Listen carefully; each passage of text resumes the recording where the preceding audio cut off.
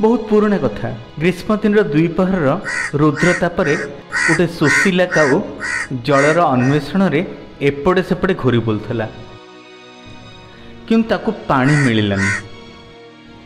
पानी पाइबापी काऊ एपटे सेपटे उड़ी बुलूला। उड़ी उड़ी ता शोष बढ़ू थाए, ता अवस्था खराब होको लगिला। काऊ भाविला जदि शीघ्र पानी न मिले ता मृत्यु सुनिश्चित। ठीक से समय ता राखी गोटे घर उपर पड़ला। से घर अगणार गोटे सुरेई उपरे ता नजर पड़ला।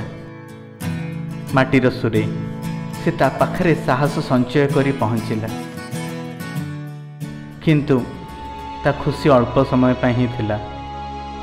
कारण से माटी सुरे पानी तो थिला, किंतु काऊर थंट पानी पर्यंत पहुँचु नथिला।